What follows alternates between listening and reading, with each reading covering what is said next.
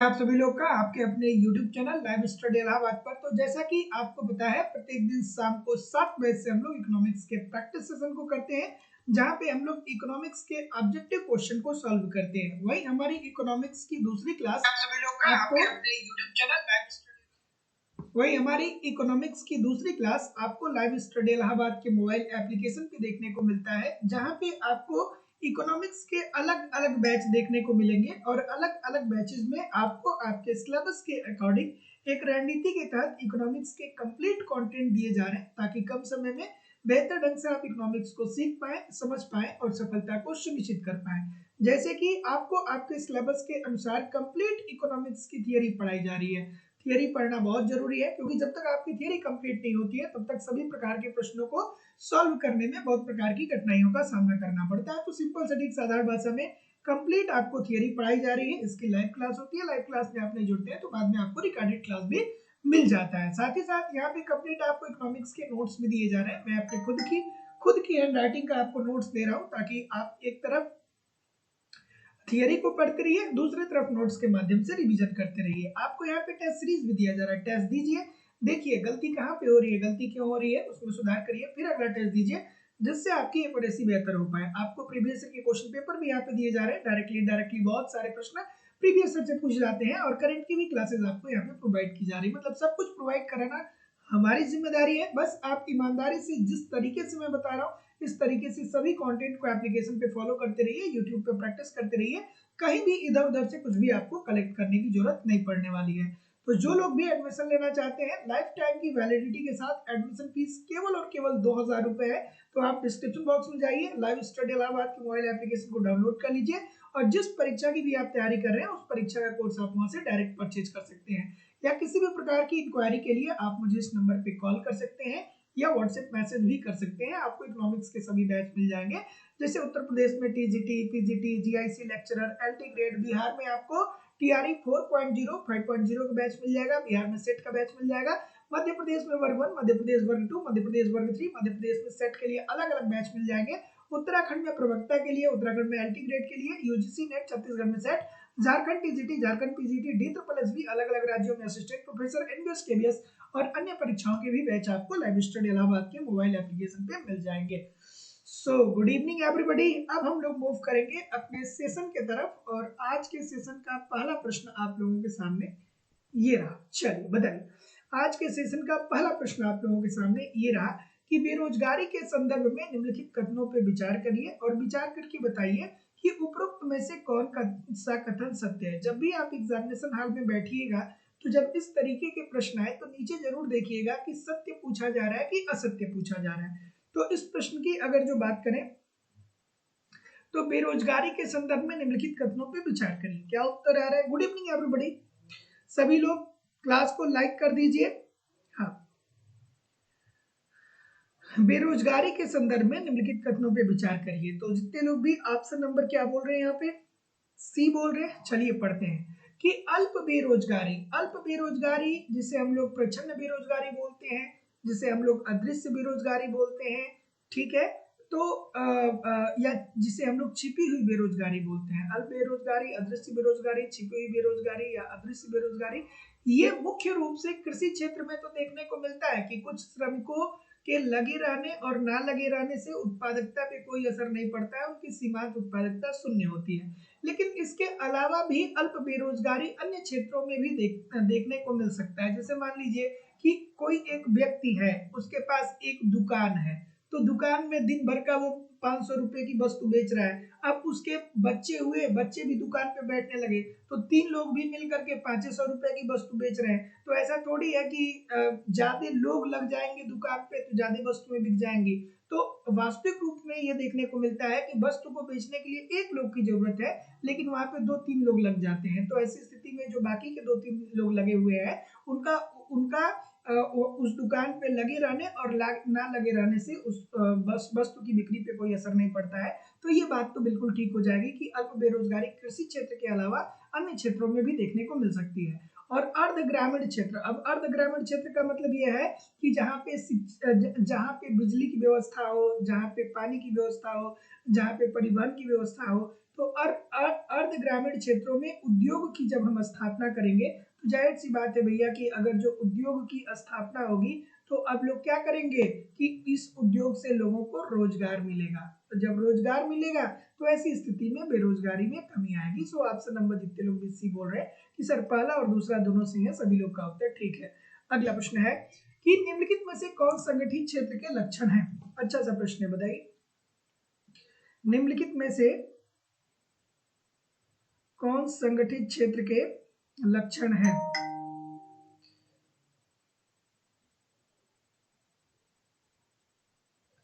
अब देखिए यहाँ पे दो तीन बातें आपको समझनी चाहिए कि संगठित क्षेत्र क्या होता है, गैर संगठित क्षेत्र क्या होता है।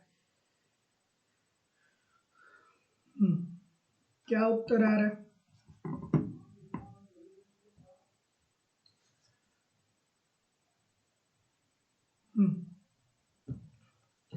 तो ऑप्शन नंबर ठीक है। देखिए अब एक बात यहाँ पे ये समझिएगा कि संगठित क्षेत्र ऐसे क्षेत्र होते हैं जहाँ पे नियमित रोजगार होता है। संगठित क्षेत्र ऐसे क्षेत्र होते हैं जहाँ पे नियमित रोजगार होता है, नियमित रोजगार होता है ना, नियमित रोजगार। जैसे मान लीजिए कि आप नौकरी कर रहे हैं, आप सरकारी टीचर हैं, तो सरकारी टीचर हैं तो सरकार अब आपको 365 दिन रोजगार दे रही है ना। और दूसरा होता है असंगठित क्षेत्र या गैर संगठित क्षेत्र। असंगठित क्षेत्र तो असंगठित क्षेत्र ऐसे क्षेत्र होते हैं जहां पे रोजगार नियमित नहीं होते हैं, रोजगार नियमित नहीं होता है। ठीक है, तो ध्यान रखिएगा कि संगठन के आधार पे क्षेत्र को अगर जो बांटा जाए तो इसे दो भागों में डिवाइड करते हैं। संगठित क्षेत्र ऐसे क्षेत्र होते हैं जिसमें नियमित रोजगार होता है। जैसे मान लीजिए कि आप शिक्षक बनेंगे, तो आप शिक्षक बनेंगे तो सरकार पूरे साल भर की आपको सैलरी देगी ना, है कि नहीं है। अगर जो आप शिक्षक बनेंगे तो सरकार पूरे साल भर की सैलरी देगी। और असंगठित क्षेत्र ऐसे क्षेत्र होते हैं जहाँ पे रोजगार नियमित नहीं होते हैं। जैसे वे श्रमिक जो रोज चौराहे पे खड़े होते हैं कि हमको आज काम मिल जाए, आज काम मिल जाए, कई दिन उनको काम मिलता है, कई दिन उनको काम नहीं मिलता है, तो वो असंगठित क्षेत्र के अंतर्गत आ जाएंगे। तो जितने लोग भी इस प्रश्न का उत्तर क्या बोल रहे हैं, ए बोल रहे हैं, ए बोल रहे हैं, जितने लोग भी ए बोल रहे हैं कि रोजगार की अवधि नियमित होती है वे संगठित क्षेत्र होंगे, वही तो बात मैं आपसे बता रहा हूँ। क्षेत्रक सरकार द्वारा पंजीकृत होते हैं, वही बात तो मैं आपसे बता रहा हूँ। और क्षेत्रक में काफी संख्या में लोग स्वतः नियोजित होते हैं, नहीं जो स्वतः नियोजित जो होंगे वो असंगठित क्षेत्र के अंतर्गत आएंगे। तो ये बात गलत हो जाएगी। जितने लोग भी ए बोल रहे हैं कि सर जी ए और दो ठीक है, सभी लोग का उत्तर यहाँ पे बिल्कुल ठीक हो जाएगा। तो ध्यान में रखिएगा कि संगठित क्षेत्र ऐसे क्षेत्र होते हैं जिसमें नियमित रोजगार होता है, असंगठित क्षेत्र ऐसे क्षेत्र होते हैं जिसमें नियमित रोजगार नहीं होता है। सो ऑप्शन नंबर ए। अगला, असंगठित क्षेत्र में नियोजित लोगों के संदर्भ में निम्नलिखित कथनों पर विचार करिए और बताइए कि असंगठित क्षेत्र के अंतर्गत कौन कौन आता है। अभी मैंने इसका कॉन्सेप्ट आपको बताया कि संगठित क्षेत्र का मतलब ये होता है कि जिसमें आपको नियमित रोजगार मिलते हैं, और असंगठित क्षेत्र का मतलब ये होता है जिसमें आपको नियमित रोजगार नहीं मिलता है। तो बताइए यहाँ पे पूछा जाता है कि असंगठित क्षेत्र में कौन कौन सा ऑप्शन इसमें आएगा, बताइए, या कौन कौन असंगठित क्षेत्र के अंतर्गत आएंगे। ऑप्शन नंबर क्या बोल रहे हैं, असंगठित क्षेत्र। ठीक है, तो अभी मैंने कुछ देर पहले आपको बताया कि असंगठित क्षेत्र ऐसे क्षेत्र होंगे जहां पे नियमित रोजगार नहीं होगा, नियमित रोजगार नहीं होगा, नियमित रोजगार नहीं होगा, नियमित रोजगार नहीं होगा, उसे हम लोग असंगठित क्षेत्र बोलेंगे। तो अब बताइए कि इसमें से कौन कौन से ऐसे हैं जहां पे नियमित रोजगार नहीं है। तो भूमिहीन कृषि श्रमिक, मतलब जिसके पास भूमि नहीं है, क्या वो रोज रोजगार प्राप्त कर पाएगा? बाजार में कहीं अपना सेवा देने जाएगा या श्रम दान करने जाएगा तो कहीं पे क्या होगा कि उसे कभी उसे रोजगार मिलेगा, कभी रोजगार नहीं मिलेगा, है ना। तो ये बात तो ठीक है। छोटे छोटे और सीमांत किसान की समस्या ये होती है कि पूरे साल भर वो उत्पादन नहीं कर पाते हैं, उनके पास इतनी भूमि नहीं होती है, ठीक है। और बटाई फसल बटाईदार एवं कारीगर, तो जो बटाई आपका फसल लिया है वो भी तो वर्ष भर पूरा कार्य नहीं करेगा, कुछ ही दिन कार्य करेगा। तो ये भी बात सही हो जाएगी। तो जितने लोग भी डी बोल रहे हैं कि पहला दूसरा तीसरा सभी सही है सर, सभी लोग का उत्तर ठीक है। अगला प्रश्न है कि निम्नलिखित कथनों में से कौन सा एक कथन सत्य नहीं है। इसमें से कौन सा एक ऐसा कथन है जो सत्य नहीं है, बताइए क्या उत्तर आ रहा है। और देखिए बीच बीच में एक दो लोग क्लास में ऐसे भी आते हैं जो एक्स्ट्रा कंफ्यूजन की स्थिति में जिंदगी में रहते हैं। एक्स्ट्रा कंफ्यूजन की जिंदगी में ना रही, जिंदगी में एक्स्ट्रा कंफ्यूजन में ना रहिए। जब मेहनत करेंगे, जब पढ़ेंगे तो चीजें सारी समझ में आएंगी। और ये सब इकोनॉमिक्स से पढ़ाया जा रहा है, और ये जितने भी प्रश्न है वो कहीं ना कहीं किसी न किसी परीक्षा में पूछे ही गए प्रश्न है ना। तो ईमानदारी से पढ़िए, भ्रांति में मत जीजिए, क्योंकि भ्रांति में जिएंगे तो आपके सफलता की रेस को कम कर देगा। चलिए क्या उत्तर आ रहा है। कुछ लोग पूछते हैं कि सर जी 100 में से कितना क्वेश्चन कर लें कि हमारा कट ऑफ चला जाएगा। 100 में से कितना क्वेश्चन कर लें कि कट ऑफ जाएगा। अरे भाई, अगर जो पेपर आसान आ गया तो 95% प्रश्न सही करके भी आपका सिलेक्शन नहीं होगा। और अगर जो पेपर अगर जो कठिन है तो उसमें 80 क्वेश्चन भी ठीक कर देंगे तो आपका सिलेक्शन हो जाएगा। सो ये डिपेंड करता है आपके एग्जामिनेशन हॉल में पेपर कैसा पूछा जा रहा है ना। तो बहुत लोग ऐसे हैं कि जो तैयारी ठीक से नहीं कर रहे हैं और उनको बस इस बात का टेंशन है कि कट ऑफ कितना जाएगा, कितना हम कर लेंगे तो हमारा हो जाएगा। तो कट ऑफ जाना आना आपके हाथ में नहीं है, ठीक है ना। आपके हाथ में ये है कि आप अपने इस 100 क्वेश्चन के लिए तैयारी करें, ठीक है ना। मतलब 100 के 100 क्वेश्चन को अटेम्प्ट करने का प्रयास करें, क्योंकि पहले ही अगर जो आप कट ऑफ पे रुक जाएंगे तब तो आप 50% भी नहीं कर पाएंगे। तो ये सब छोटी छोटी भ्रांतियां हैं जो बच्चों के अंदर होती है, और देख के कभी कभी इससे हम लोगों को भी निराशा होती है, क्योंकि हम लोग इतना मेहनत से पढ़ाते हैं लेकिन फिर भी बीच बीच में कुछ बच्चे आ जाते हैं जो जबरदस्ती की बातें करते हैं, ठीक है। तो कट ऑफ डिपेंड करता है आपके पेपर पे। क्या उत्तर आ रहा है बताइए कि निम्नलिखित में से कौन सा कथन सत्य नहीं है। इसमें से कौन सा कथन सत्य नहीं है। तो जितने लोग भी ऑप्शन नंबर सी बोल रहे हैं सभी लोग का उत्तर ठीक है कि सार्वजनिक क्षेत्र का ध्येय केवल लाभ कमाना होता है। नहीं भैया, देखिए एक होता है निजी क्षेत्र, दूसरा होता है सार्वजनिक क्षेत्र। तो निजी क्षेत्र के अंतर्गत एक निजी व्यक्ति, जैसे मान लीजिए कि आप किसी वस्तु का उत्पादन कर रहे हैं, तो अगर जो आप वस्तु का उत्पादन कर रहे हैं तो आप तो यही चाहेंगे ना कि आपका लाभ अधिकतम हो, ठीक है। लेकिन अगर जो सार्वजनिक क्षेत्र की बात करें, सरकार की बात करें, तो सरकार ये चाहता है कि समाज का कल्याण अधिकतम हो। सरकार क्या चाहता है, सरकार चाहता है कि समाज का कल्याण अधिकतम हो। एक निजी व्यक्ति या निजी संस्था या निजी फर्म या निजी उद्योग, ठीक है, या निजी कंपनी जब भी किसी वस्तु का उत्पादन करेगी तो वो ये चाहेगी कि हमारा लाभ अधिकतम हो। लेकिन सार्वजनिक क्षेत्र, जब सरकार अर्थव्यवस्था में पैसा व्यय करती है शिक्षा पे, स्वास्थ्य पे, परिवहन पे, बिजली पे, सड़क पे, पुल पे, तो इससे सरकार क्या चाहती है कि इससे समाज के कल्याण में वृद्धि हो। सो option number C this is the right answer हो जाएगा। अगला, थोड़ा सा इसे एडजस्ट करना होगा, एक सेकेंड रुक जाइएगा। हाँ, इस प्रश्न का उत्तर करिए। हाँ, इस प्रश्न का उत्तर करिए, इंपॉर्टेंट प्रश्न है, बार बार ये अलग अलग परीक्षाओं में प्रश्न पूछा गया है, थोड़ा आराम से करिएगा। चलिए फिर यहाँ पे क्या पूछ रहा है कि देखिए उपरोक्त कथनों पे विचार करिए और इसमें से सही कथन का चुनाव करिए। जब भी पेपर में बैठिएगा तो नीचे वाला टर्म को जरूर देखिएगा, ठीक है।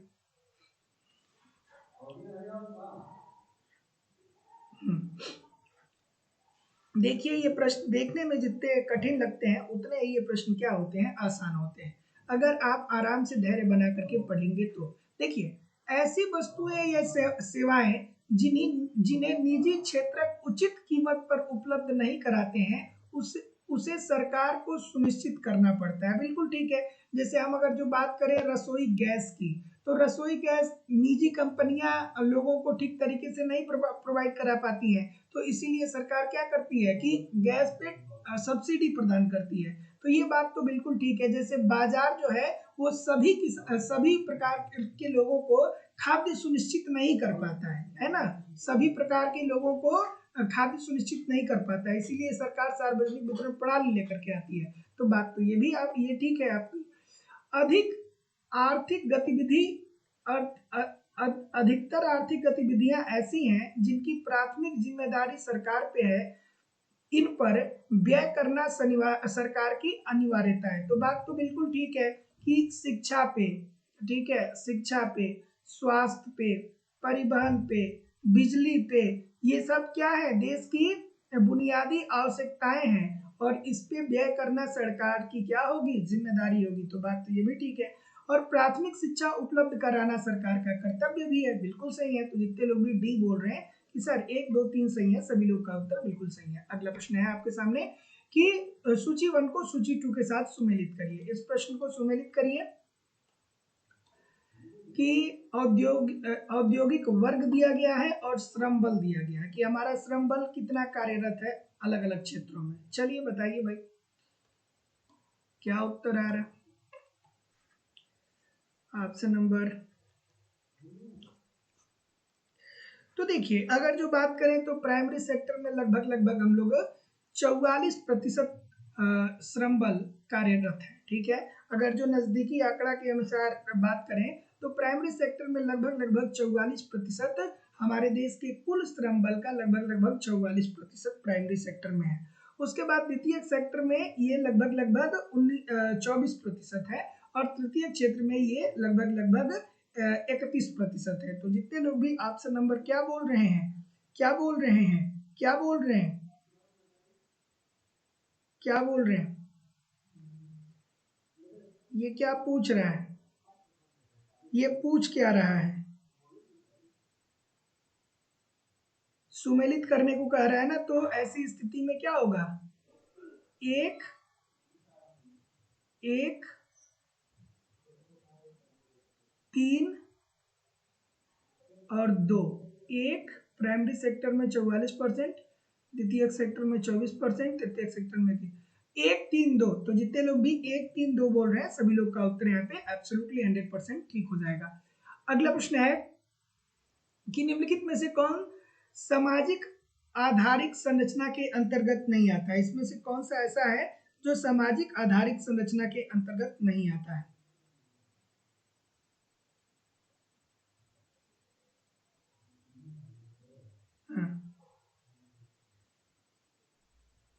निम्नलिखित में से कौन सामाजिक आधिकारिक संरचना के आधारित संरचना के अंतर्गत नहीं आता है।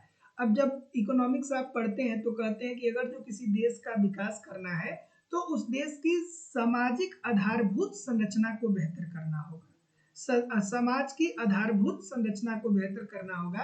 अर्थात जो बेसिक सुविधाएं हैं जैसे शिक्षा हो गया तो शिक्षा का विकास करेंगे, ठीक है। ऐसे स्वास्थ्य का विकास करेंगे, जैसे परिवहन का विकास करेंगे, ठीक है, परिवहन का विकास करेंगे, लोगों को आवास दिया जाएगा, ठीक है। लोगों के सरकार क्या करेगी, पुल बनाएगी, सरकार सड़क बनाएगी। यही तो होता है ना कि हमें अपनी देश की आधारभूत संरचना को विकसित करने का मतलब ये होता है कि सरकार उस देश की शिक्षा, स्वास्थ्य, परिवहन, बिजली सारी चीजों को सुदृढ़ करती है। लेकिन जो संचार व्यवस्था है ये सामाजिक आधारित संरचना के अंतर्गत नहीं आएगा। तो जितने लोग भी सी बोल रहे हैं सभी लोग का उत्तर बिल्कुल ठीक है। अगला प्रश्न ये रहा कि 2011 की जनगणना के अनुसार कितने प्रतिशत ग्रामीण परिवारों में लोगों को नल का पानी उपलब्ध है। मोस्ट इंपॉर्टेंट प्रश्न है, ऐसे प्रश्न आपको अक्सर पेपर में देखने को मिलते हैं, लेकिन फिर क्या होता है कि कोई क्लू नहीं मिलता है, कोई आइडिया नहीं मिलता है।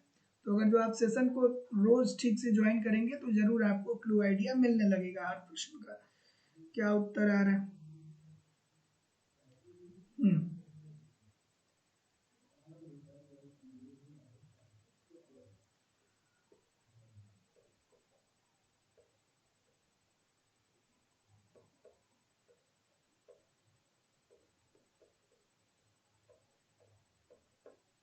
ठीक है, तो ध्यान रखिएगा, ध्यान रखिएगा, ध्यान रखिएगा, ध्यान रखिएगा, ध्यान रखिएगा कि लगभग 31% लोग, भारत की कुल जनसंख्या के लगभग 31% लोग ऐसे हैं कि जो नलके का जो नल होता है उसका पानी पीते हैं। बाकी जो 69% लोग हैं, ये लोग नल का पानी नहीं पीते हैं। पानी का स्रोत इनका क्या होता है? कुआं होता है, तालाब होता है, झरना होता है। तो जितने लोग भी ए बोल रहे हैं सभी लोग का उत्तर यहाँ पे बिल्कुल ठीक हो जाएगा। अगला प्रश्न, निम्नलिखित में से कौन सा कथन सही है? इसमें से कौन सा कथन सही है बताइए, इसमें से कौन सा कथन सही है? निम्नलिखित में से कौन सा कथन सही है? चलिए देखते हैं। देखिए, कृषि अर्थव्यवस्था की आय केवल आज ही कृषि अर्थव्यवस्था की आय केवल आज ही आय का स्रोत नहीं है, बल्कि आगे आने वाले वर्षों तक भी इसके ऐसे ही बने रहने की संभावना है। तो बात तो भाई बिल्कुल ठीक है। क्यों ठीक है? क्योंकि भारत एक गांव का देश है और भारत की कुल आबादी का मेजोरिटी ऑफ द पीपुल अभी भी गांव में निवास करते हैं और हमारे यहाँ उत्पादन योग्य भूमि विश्व में दूसरे स्थान पे है। तो ऐसी स्थिति में ये तो बात सही है कि हमारे देश में खेती होती रहेगी, कृषि होती रहेगी। ऐसा नहीं होगा कि हम कृषि करना ही बंद कर देंगे। अगर जो कृषि करना बंद कर देंगे तो फिर उद्योगों को अर्थात द्वितीयक सेक्टर को किस तरीके से कच्चे माल प्राप्त होंगे, और उद्योगों को कच्चा माल नहीं मिलेगा तो फिर सेवा क्षेत्र का कैसे विकास होगा। तो ये बात बिल्कुल ठीक है कि भारत में अभी भी बहुत सारे लोग कृषि से आय अर्जित कर रहे हैं और भविष्य में चल करके भी वो कृषि से आय अर्जित करेंगे, क्योंकि कृषि होगा तभी उद्योगों को कच्चा माल मिलेगा और उद्योगों का जब कच्चा माल मिलेगा तभी जाके सेवा क्षेत्र का विकास होगा। तो ये तीनों एक दूसरे से संबंधित है। तो ये बात तो आपकी बिल्कुल ठीक होगी। आगे बढ़ते हैं कि जब आर्थिक विकास की प्रक्रिया आगे बढ़ती है तो कृषि का योगदान बढ़ता है और उद्योगों का योगदान घटता है। अरे नहीं भाई, अगर जो आपका देश आर्थिक विकास कर रहा है तो उसमें राष्ट्रीय आय में कृषि का योगदान घटता है और औद्योगिक क्षेत्र और सेवा क्षेत्र का योगदान बढ़ता है। जैसे अगर जो हम लोग इंग्लैंड की बात करें, अमेरिका की बात करें, तो वहां पे उत्पादकता तो है, लेकिन इन स्पाइट ऑफ वहां पे क्या है, वहां पे उनकी कुल राष्ट्रीय आय का 2 से 3% ही कृषि से आता है। क्यों? क्योंकि वो सेवा क्षेत्र में बहुत आगे हैं, वो औद्योगिक क्षेत्र में बहुत आगे हैं। तो जितने लोग भी ए बोल रहे हैं सभी लोग का उत्तर ठीक हो जाएगा, केवल और केवल फर्स्ट पार्ट आपका सही हो जाएगा। अगला प्रश्न है कि संपूर्ण ग्रामीण वित्त व्यवस्था के समन्वय के लिए शीर्ष संस्थान कौन सी है? अच्छा सा प्रश्न है, बहुत बार पूछा गया। बताइए। Good evening everybody. हाँ, क्या उत्तर आ रहा है कि संपूर्ण ग्रामीण वित्त व्यवस्था? तो संपूर्ण ग्रामीण वित्त व्यवस्था, संपूर्ण गांवों की वित्त व्यवस्था की जो सर्वोच्च संस्था है वो कौन सी है? वो है आपकी नाबार्ड। और नाबार्ड की स्थापना कब हुई थी? नाबार्ड की स्थापना हुई थी 12 जुलाई 1982 में, ठीक है। और नाबार्ड कृषि क्षेत्र में कैसा ऋण प्रोवाइड करता है? अल्पकालीन ऋण प्रोवाइड करता है, अल्पकालीन ऋण प्रोवाइड करता है। फिर आप लोगों से प्रश्न पूछा जाता है कि नाबार्ड जो है वो किस कमेटी की अनुशंसा के आधार पे प्रकाश में आया? तो शिवरामन कमेटी के अनुशंसा के शिवरामन कमेटी के अनुशंसा के आधार पे वो प्रकाश में आया। तो जितने लोग भी सी बोल रहे हैं सभी लोग का उत्तर ठीक हो जाएगा। नाबार्ड का फुल फॉर्म क्या है? सभी लोग कमेंट करके बताइए। राष्ट्रीय कृषि एवं ग्रामीण विकास बैंक, राष्ट्रीय कृषि एवं ग्रामीण विकास बैंक, राष्ट्रीय कृषि एवं ग्रामीण विकास बैंक। और नाबार्ड की स्थापना 12 जुलाई 1982 में होती है। नाबार्ड अल्पकालीन ऋण प्रोवाइड करता है। किस कमेटी की अनुशंसा के आधार पर नाबार्ड आता है? तो शिवरामन कमेटी। और ये संपूर्ण ग्रामीण वित्त व्यवस्था की सर्वोच्च संस्था है। So option number C this is the right answer हो जाएगा। अगला प्रश्न है, थोड़ा सा इसे एडजस्ट करना होगा, आराम से थोड़ा सा धैर्य बना करके करिए, क्योंकि आप लोगों के पेपर में इस प्रकार के प्रश्नों का वेटेज अब थोड़ा सा बढ़ने वाला है। तो थोड़ा आराम से इस प्रश्न को करिएगा, घबराइएगा नहीं। जितना ही प्रश्न आपको लंबा दिखेगा ना, वो प्रश्न उतना ही कठिन आसान होगा, बशर्ते उसको थोड़ा सा धैर्य और थोड़ा सा ध्यान से पढ़ने की जरूरत है। चलिए इसको पढ़िए। क्या उत्तर आ रहा है? तो देखिए ऑप्शन नंबर, चलिए देखते हैं कि कृषि विपणन, कई दिन से मैं लगातार कृषि विपणन के बारे में बता रहा हूं। तो कृषि विपणन व्यवस्था में सुधार हेतु सड़कों, रेल मार्गों, भंडार गृहों, प्रसंस्करण इकाई आदि के रूप में भौतिक आधारित संरचना का प्रावधान किया जाना चाहिए। बिल्कुल ठीक है। जैसे मान लीजिए कि हम लोग कृषि में उत्पादन कर रहे हैं, आप आलू का उत्पादन कर रहे हैं, आप प्याज का उत्पादन कर रहे हैं, और अगर जो आप अच्छी सड़क ना मिले कि उस आलू प्याज को ले जाके आप मार्केट में बेच पाए, या अच्छे रेल मार्ग ना मिले, या इतना आलू प्याज का उत्पादन कर ले कि एक ही समय में पूरा वो बिकेगा नहीं, तो उसके लिए आपको भंडार गृह भी चाहिए, ठीक है, उसकी टेक्नोलॉजी भी चाहिए। तो कृषि विपणन व्यवस्था अर्थात कृषि में अगर जो सुधार लाना है, तो कृषि विपणन व्यवस्था में सुधार हेतु आपको सड़क अच्छे करवाने होंगे, रेल मार्ग व्यवस्था करवानी होगी, भंडार गृह बनवाने पड़ेंगे, प्रसंस्करण इकाइयों आदि के रूप में भौतिक आधारित संरचनाओं को बेहतर करना पड़ेगा, ताकि एक किसान जब उत्पादन करे तो वो अपने फसल को मार्केट में ले जाकर के बेच भी दे। सो ये बात तो आपकी बिल्कुल ठीक है। और वर्तमान आधिकारिक सुविधाएं बढ़ते मांग को देखते हुए नितांत अपर्याप्त सिद्ध हुई है। बात तो ये भी ठीक है। जैसे बहुत लोग ऐसे होंगे कि इस प्रकार के गांवों में रहते होंगे कि आप ये सोचें कि आप फूल की खेती करें और वो फूल मार्केट में ले जा करके आप बेच दें, तो ऐसा संभव नहीं होता है, हो पाएगा। क्यों? क्योंकि आपके गांव से शहर की कनेक्टिविटी उतनी अच्छी नहीं है। अगर जो फूल आप उगा भी ले रहे हैं, तोड़ भी ले रहे हैं और इसे मार्केट में बेचने जा रहे हैं, तो पता चले कि जिस गाड़ी में उस फूल को लेके जा रहे हैं, इतना उखड़ खाबड़ रोड है कि वो सारा का सारा फूल आपका वहीं बर्बाद हो जाएगा। तो बात तो ये भी ठीक है कि वर्तमान स्थिति में मांग की तो फूल की तो मांग बहुत जरूर है कि नहीं? फूल ही क्या, बहुत प्रकार की वस्तुओं की मांग की जरूरत है। हमें 140 करोड़ है और लगभग लगभग प्रत्येक व्यक्ति सैकड़ों वस्तुओं की मांग करता है, तो बहुत वस्तुओं की मांग है, और उस परिप्रेक्ष्य में हमारे पास जो सुविधाएं हैं वो अपर्याप्त है। तो बात ये भी ठीक है। तो जितने लोग भी ए बोल रहे हैं कि सर ए और आर दोनों सही है, और आर ए का सही कर स्पष्टीकरण भी कर रहा है, सभी लोग का उत्तर यहाँ पे बिल्कुल ठीक हो जाएगा। अगला प्रश्न कि भारत में पशुधन में सबसे बड़ा अंश किसका है? मोस्ट इंपॉर्टेंट प्रश्न है, मोस्ट इंपॉर्टेंट प्रश्न है, थोड़ा आराम से करिएगा। मोस्ट इंपॉर्टेंट प्रश्न है। क्या उत्तर आ रहा है? ऑप्शन नंबर, तो जितने लोग भी क्या बोल रहे हैं?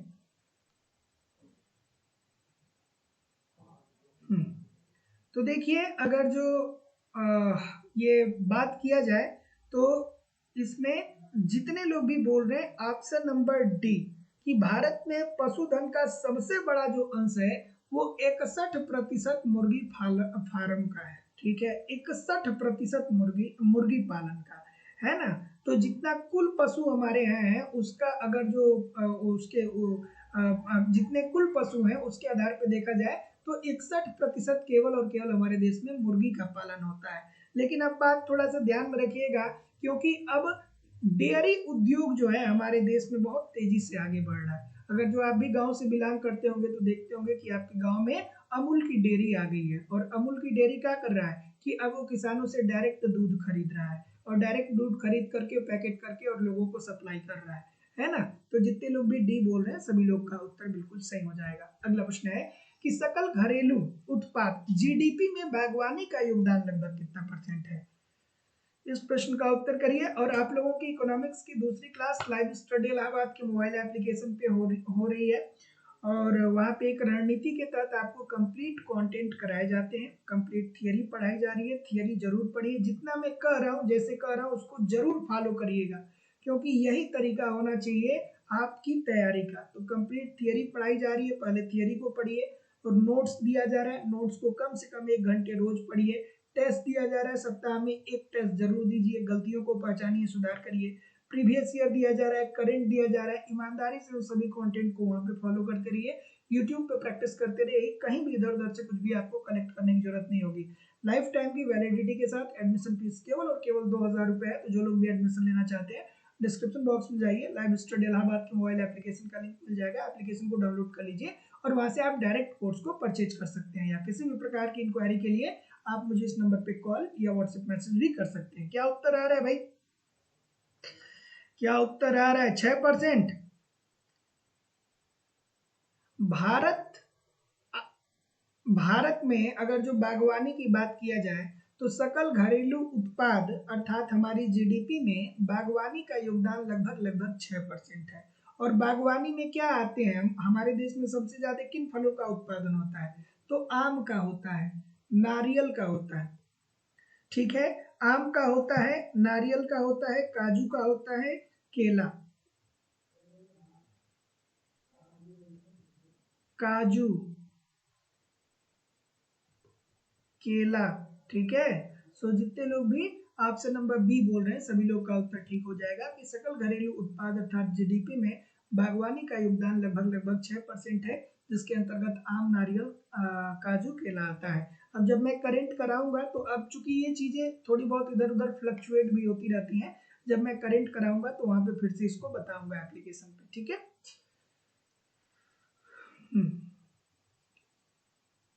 कि निम्नलिखित में से किसके उत्पादन में भारत अग्रणीय देश माना जाता है? किसके उत्पादन में भारत अग्रणीय देश माना जाता है, बताइए।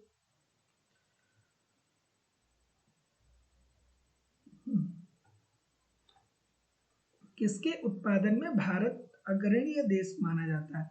तो देखिए, भारत में उच्च क्वालिटी के आम का उत्पादन होता है, नारियल का भी उत्पादन होता है, संतरे का भी और काजू का भी। तो जितने लोग भी ऑप्शन नंबर डी बोलेंगे ये आसान है, इसको आप बड़े आसानी से कर सकते हैं। तो जितने लोग भी डी बोल रहे हैं सभी लोग का उत्तर ठीक है। लेकिन अगर जो आप इस प्रकार के सेशन देखे रहेंगे ना, तभी ये प्रश्न आपके लिए आसान है, नहीं तो पेपर में फिर दिमाग काम नहीं करता है। अगला, खेती की वह पद्धति जो पर्यावरण संतुलन को पुनः स्थापित करके उसका संरक्षण और संवर्धन करती है उसे क्या कहा जाता है? इंपॉर्टेंट प्रश्न है। क्या उत्तर आ रहा है?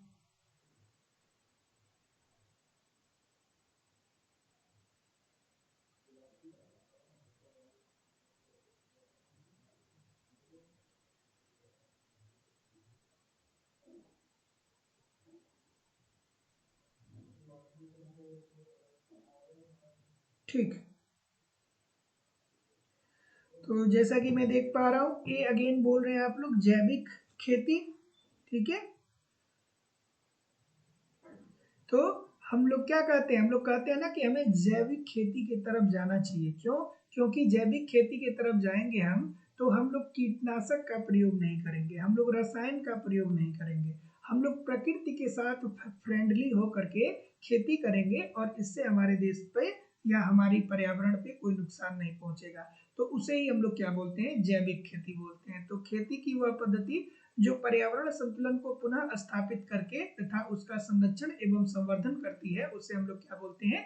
जैविक खेती बोलते हैं। जिसके अंतर्गत कहा जाता है ना कि आप खेत में खाद का प्रयोग गाय के गोबर का करिए, ठीक है। चलिए अगला प्रश्न है कि मानव संसाधन को मानव पूंजी के रूप में परिवर्तित करने के लिए मानव पूंजी निवेश करने की भी आवश्यकता होती है, क्या ये बात सही है?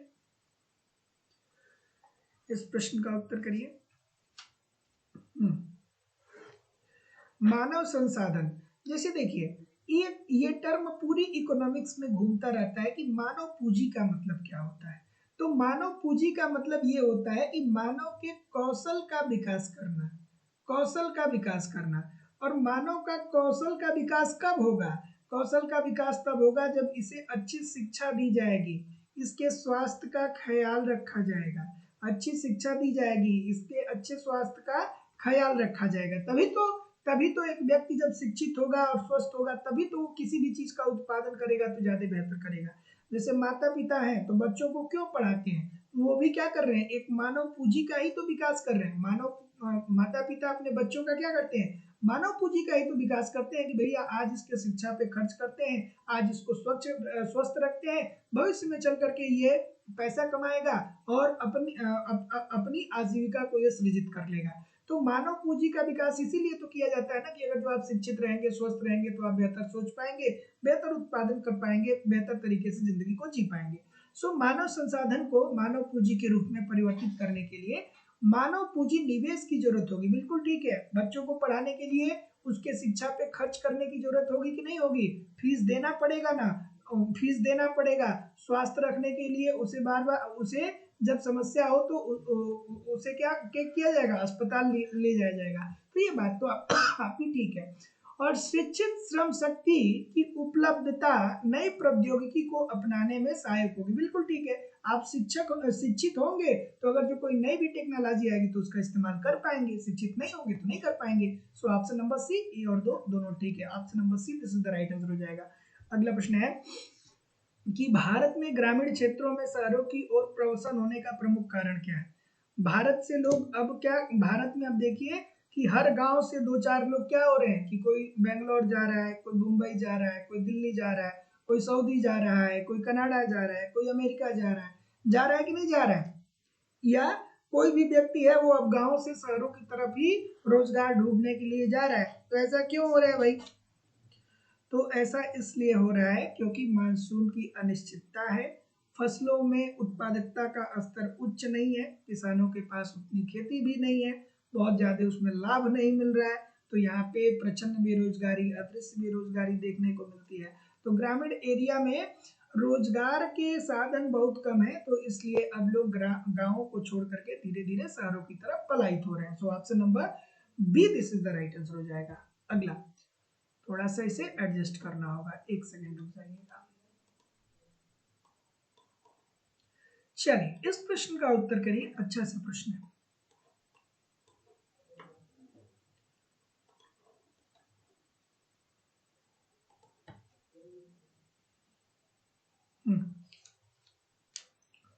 इस प्रश्न का उत्तर करिए, इंपॉर्टेंट प्रश्न है, बार बार पूछा गया प्रश्न है।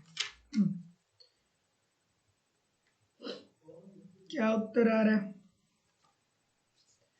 Option number A B. काफी विविधता आ रही है, काफी विविधता आ रही है। ठीक है, तो जितने लोग भी ए बोल रहे हैं क्या ठीक बोल रहे हैं? चलिए पढ़ते हैं। तो देखिए, फर्म अपने कर्मचारियों के कार्यस्थल पर प्रशिक्षण में व्यय करता है। बात बिल्कुल ठीक है। अगर जो कोई भी फर्म, कोई भी कंपनी है, जब किसी वस्तु का उत्पादन करता है तो उसका एक मैनेजर होता है, और मैनेजर शाम को क्या करता है कि सभी श्रमिकों को बुलाता है और कहता है कि देखिए भैया, आपको काम ऐसे करना है, आपको काम ऐसे करना है। तो बात ये बिल्कुल ठीक है कि जब भी आप किसी भी व्यक्ति को पैसा देते हैं तो आप उसको थोड़ा बहुत प्रशिक्षण भी देते हैं कि देखिए भैया, आपको काम ऐसे करना है, ऐसे करना है। और उसके बाद जब आप उसे पारितोषिक देते हैं, श्रम का पारितोषिक देते हैं, तो उसे ही आप क्या बोलेंगे? प्रशिक्षण व्यय बोलेंगे। सो ये बात तो आपकी बिल्कुल ठीक हो जाएगी कि फर्म अपने कर्मचारियों के कार्यस्थल पे प्रशिक्षण में व्यय करती है, विदाउट अ क्वेश्चन, बात ठीक है। और फर्म अपने प्रशिक्षण पर किए गए व्यय की उगाही अधिक उत्पादकता से हुए लाभ के रूप में पाने में सफल होती है। बिल्कुल ठीक है, जो कंपनी होती है वो अपने श्रमिकों को प्रशिक्षण देती है, और इसीलिए तो देती है कि ये ज्यादा से ज्यादा उत्पादन कर पाए, और जब ये ज्यादा उत्पादन करेंगे तो जाहिर सी बात है कि कंपनी ज्यादा लाभ कमाएगी। So option number A this is the right answer हो जाएगा। ए और आर दोनों सही है, और आर ए की सही व्याख्या भी कर रहा है। अगला प्रश्न है कि असत्य कथन पहचानिए। मोस्ट इंपॉर्टेंट प्रश्न है, खूबसूरत सा प्रश्न है। इकोनॉमिक्स की गहराई को अगर जो आप समझते होंगे ना, तो ये प्रश्न बहुत मजेदार है।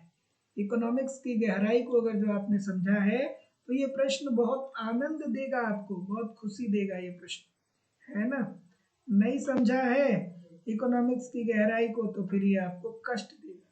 चलिए बताइए, इसमें कह रहा है कि अदृश्य कथन की पहचान करिए। अदृश्य कथन की पहचान करिए, बताइए अदृश्य कथन की। चलिए बताइए, पिंटू कुमार यादव जी, रितु चौहान जी, तस्नीम खान जी, मधु वर्मा जी, नौसाद अली जी, शक्ति जी, रोशनी जी, पूनम कुमारी जी, मान सिंह जी, खुशी राठौर जी, महेंद्र सिंह जी, विकी जी, रितु चौहान जी, ललिता जी, सुनीता शर्मा जी, सुनीता गुप्ता जी, शुभांकर कश्यप जी, भगवंती जी, पुष्पा देवी जी, सर्वेश कुमार जी। सभी लोग वीडियो को लाइक कर दो यार, इतने सारे लोग क्लास देख रहे हैं फिर भी लाइक की संख्या बहुत कम है, ऐसा क्यों है भाई? Option number A B, confusion ही कंफ्यूजन है, सॉल्यूशन का पता नहीं है यहाँ पे। क्यों सॉल्यूशन का पता नहीं है? क्यों नहीं पता है? एक होता है सेवा और दूसरा होता है आयात निर्यात। आयात निर्यात, तो जब हम लोग आयात निर्यात किसी वस्तु का करते हैं, जब वस्तु का आयात निर्यात होता है तो इसे दृश्य मदों के अंतर्गत रखा जाता है। जैसे मान लीजिए कि 5 टन आप आम भेज रहे हैं अमेरिका को, तो भैया जब आप निर्यात कर रहे हैं तो उस 5 टन आम को देखा जाएगा ना। अगर जो मान लीजिए कि आप अभरक 50 कुंटल अभरक भेज रहे हैं किसी दूसरे देश को, तो अभरक वस्तु है, तो वस्तु को तो देखा जा सकता है, ठीक है। अर्थात जो निर्यात और आयात होता है तो उसके संदर्भ में हम वस्तु को तो देख सकते हैं। तो इसलिए व्यापार की दृश्य मदे जो होती हैं वो आयातित निर्यातित वस्तु होती है। पेपर में पूछा जाता है व्यापार की दृश्य मदों के अंतर्गत आयातित निर्यातित वस्तु आता है। लेकिन जो सेवा होता है ना, इसे देखा नहीं जा सकता है, ये क्या होती है, अदृश्य वस्तु होती है। जैसे आप भारत में हैं और भारत में रह के आप अमेरिका के लिए काम कर रहे हैं, तो क्या आप अमेरिका को सर्विस दे रहे हैं, इस बात को कहीं कोई देख रहा है क्या?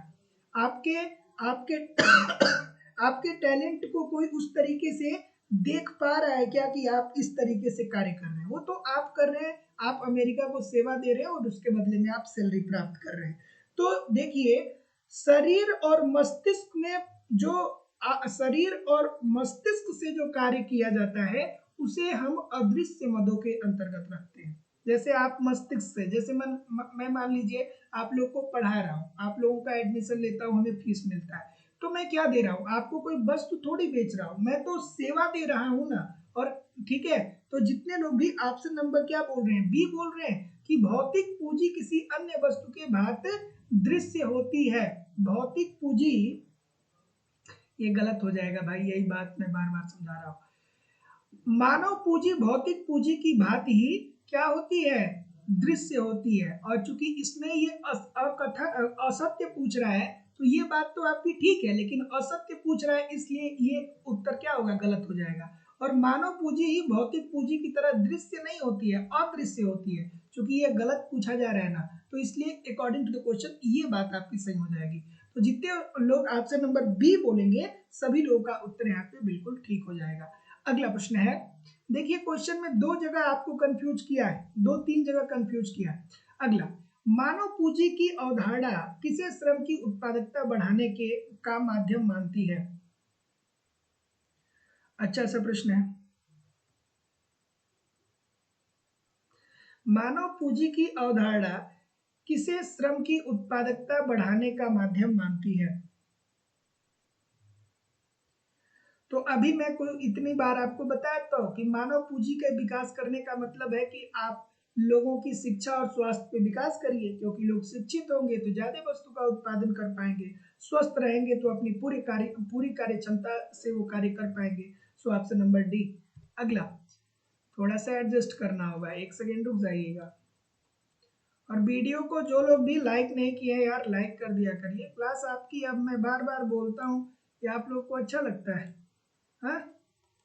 बोलिए, वीडियो को लाइक कर दिया करिए, थोड़ा बहुत शेयर कर सकते हैं तो कर दिया करिए, ये आपकी नैतिकता और जिम्मेदारी बनती है, क्योंकि मैं 2-2 घंटे की क्लास आपके लिए ले रहा हूँ और इससे आप ही की क्लास की रेपुटेशन सही होती है ना। तो लाइक थोड़ा बहुत कर दिया करिए। क्या उत्तर आ रहा है भाई?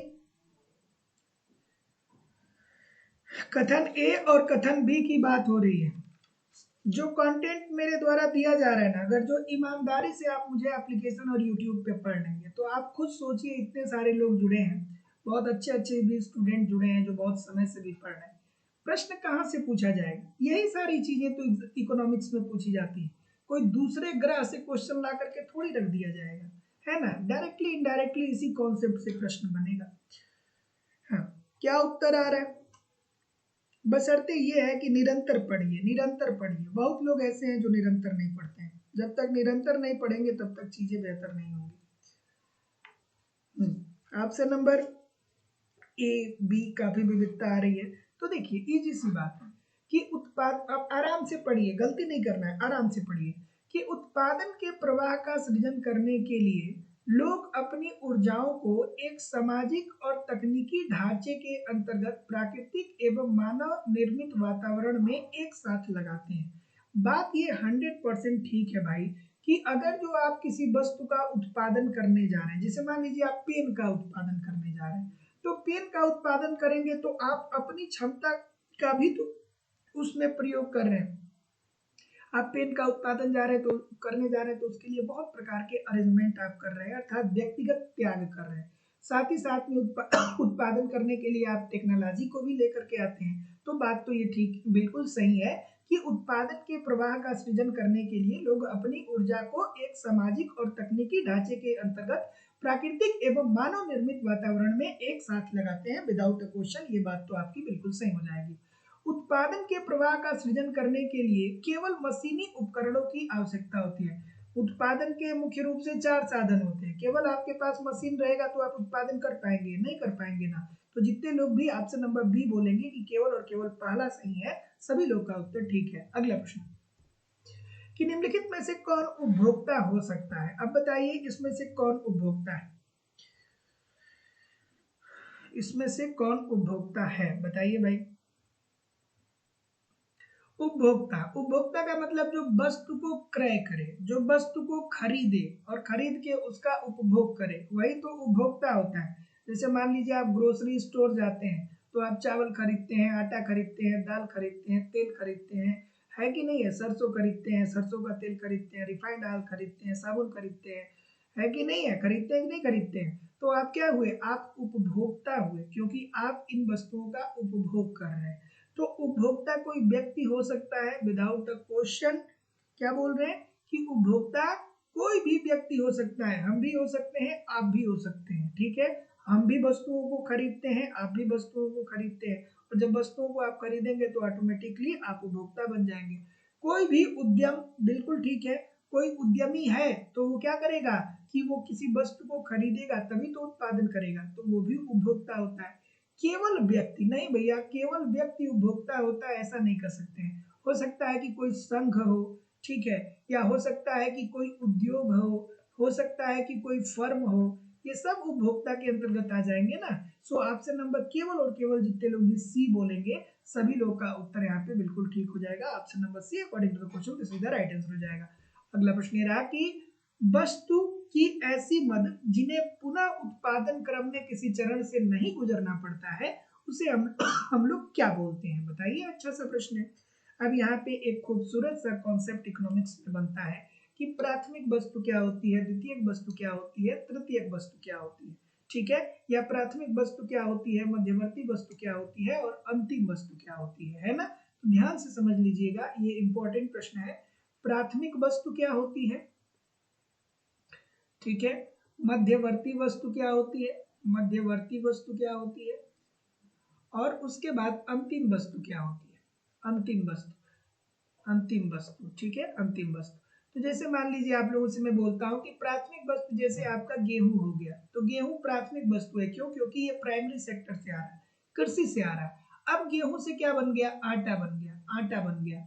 अब आटा आपका मध्यवर्ती वस्तु हो जाएगा। क्यों? क्योंकि आटा से ब्रेड भी बना सकते हैं, आटा से रोटी भी बना सकते हैं, आटा से बहुत प्रकार की चीजें बना सकते हैं। लेकिन सपोज करिए कि आटा के बाद अब ब्रेड बन गया, आटा से अब ब्रेड बन गया, तो ब्रेड को अब किसी और फॉर्म में नहीं ना परिवर्तित किया जाएगा, ब्रेड से कुछ और तो बन नहीं पाएगा। तो ब्रेड आपकी अंतिम वस्तु हो गई, ब्रेड आपकी क्या हो गई? अंतिम वस्तु हो गई। या हम यूं कहें कि मान लीजिए कि लोहा है, मान लीजिए कि लोहा है, तो लोहा प्राथमिक वस्तु है क्योंकि लोहा उत्खनन से प्राप्त होता है। अब लोहा से मान लीजिए कि लोहे की चादर बन गई, लोहा से क्या बन गया? लोहे की चादर बन गई। तो अब लोहे की चादर से बहुत प्रकार की चीजें बन सकती है। लेकिन अब इस लोहे की चादर को अगर जो आप कार में इस्तेमाल कर देंगे तो कार आपकी अंतिम वस्तु हो गई। तो ऐसी वस्तु की ऐसी मदद जिन्हें पुनः उत्पादन प्रक्रम से किसी चरण से नहीं गुजरना पड़ता है उसे हम लोग क्या बोलते हैं? अंतिम वस्तु बोलते हैं। Option number D according to the question this is the right answer हो जाएगा। अगला प्रश्न ये रहा कि अंतिम वस्तुओं के अंतर्गत पूंजीगत वस्तुएं क्या कहलाती हैं? पूंजीगत वस्तुएं क्या होती है भाई बताइए, पूंजीगत वस्तु क्या होती है बताइए। तो पूंजीगत वस्तुएं ऐसी वस्तुएं होती हैं जिनका जीवन काल लंबा होता है। जैसे आपने ट्रैक्टर खरीद लिया, तो एक बार आपने ट्रैक्टर खरीद लिया तो ट्रैक्टर आपका 5-10 साल चलेगा। एक बार आपने पंपिंग सेट खरीद लिया तो 5-10 साल वो चलेगा। आपने एक कार खरीद लिया तो 5-10 साल चलेगा। तो ये आपकी पूंजीगत वस्तुएं होंगी, और पूंजीगत वस्तुएं जो होंगी वो जब 5-10 साल चलेंगी तो वो क्या होंगी, वो एक टिकाऊ वस्तुएं होंगी, टिकाऊ उपभोक्ता वस्तु होगी। So option number B this is the right answer हो जाएगा। अगला प्रश्न है कि ऑटोमोबाइल निर्माण के लिए इस्पात की चादर का प्रयोग और बर्तन बनाने के लिए तांबे का प्रयोग के अंतर्गत किया जाता है। खूबसूरत सा प्रश्न है, थोड़ा आराम से करिएगा। इस प्रश्न का उत्तर बहुत बार पूछा गया है, बहुत बार ये प्रश्न पूछा गया है। आराम से करिए, सभी लोग बताइए। राम नारायण जी, मधु वर्मा जी, महेंद्र सिंह जी, पूजा मिश्रा जी, नैना यादव जी, वृष्टि जी, नरेंद्र कुमार जी, रितु चौहान जी, सुनीता शर्मा जी, रोशनी जी, पिंटू कुमार यादव जी, रितिका यादव जी, मोनिका जी, खुशी राठौर जी, विजय लक्ष्मी जी, अर्चना श्रीवास्तव जी, सुमन शर्मा जी, तस्नीम खान जी, सर्वेश कुमार जी। सभी लोग वीडियो को लाइक कर दो भाई, इतने सारे लोग क्लास देख रहे हैं फिर भी लाइक की संख्या बहुत कम है, ऐसा क्यों है? इस प्रश्न की बात करें तो क्या उत्तर आ रहा है? ऑप्शन नंबर बी मध्यवर्ती वस्तु। वही तो बता रहा था कि प्राइमरी वस्तु जैसे आपकी लोहा हो गई, प्राइमरी आपका लोहा हो गया। अब प्राइमरी लोहा हो गया, उसके बाद अब मध्यवर्ती वस्तु की बात करें तो लोहे से बनी जो चादर होती है।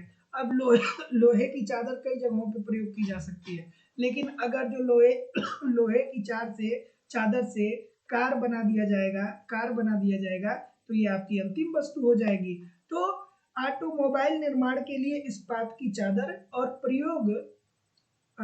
का प्रयोग और बर्तन बनाने के लिए तांबे का प्रयोग जो है ये मध्यवर्ती मध्यवर्ती वस्तुओं के संदर्भ में आता है।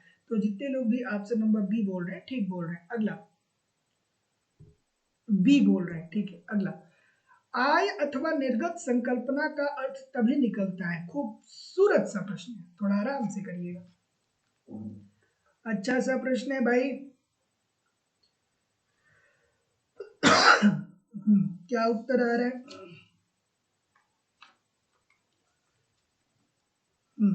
तो जितने लोग भी क्या बोल रहे हैं,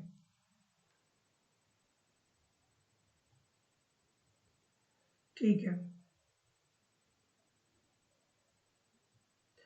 तो आय अथवा निर्गत संकल्पना का अर्थ कब निकलता है? तो देखिए, जब हम लोग इनकम की बात करते हैं ना, जब हम लोग आय की बात करते हैं ना, तो एक निश्चित सीमा की बात करते हैं, एक निश्चित समय की बात करते हैं, निश्चित समय की बात करते हैं।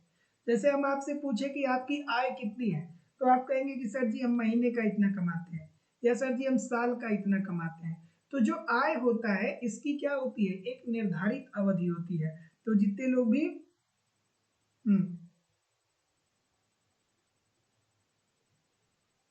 जितने लोग भी ए बोल रहे हैं कि अवधि निर्धारित हो, सभी लोग का उत्तर ठीक है।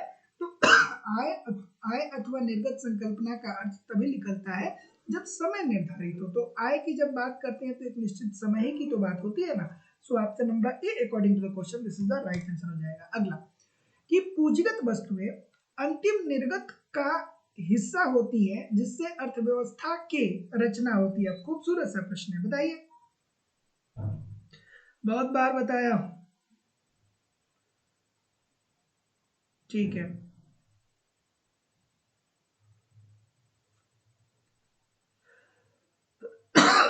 और देखिए, जिंदगी में सफलता पानी है तो लगातार पढ़ना पड़ेगा, लगातार मेहनत करना पड़ेगा। अगर जो आप चाहें कि जिंदगी में कोई जादू हो जाएगा, अगर जो आपको ऐसा लगता होगा कि जिंदगी में एक परी आएगी, छड़ी घुमाएगी, जादू हो जाएगा, जिंदगी में सब कुछ बदल जाएगा, तो वो परी कभी आने वाली नहीं है, वो छड़ी कभी घूमने वाला नहीं। आप जितना मेहनत करेंगे आपको खुद से पता चलने लगेगा कि आप जिंदगी में किधर जा रहे हैं। तो अगर जो सफलता की चाह रखते हैं तो मेहनत करने की हिम्मत भी रखिए, है ना, क्योंकि बिना मेहनत के जिंदगी में आज तक किसी को कुछ मिला नहीं है, और आपको भी बिना मेहनत किए नहीं मिलेगा। तो बहुत लोग होते हैं ना कि 2 मिनट, 10 मिनट, 4 मिनट, 5 मिनट पढ़ के चले जाते हैं, तो 2, 4, 5 मिनट में नहीं होगा, क्योंकि कितने सारे बच्चे हैं जो लगातार 2-2 घंटे, 4-4 घंटे, 6-6 घंटे लगातार पढ़ रहे हैं, और कंपटीशन में आपको इन्हीं के साथ बैठना है। तो ये मत सोचिए कि बस कोई जादू हो जाएगा, देखा जाएगा परीक्षा में, कोई जादू नहीं होगा।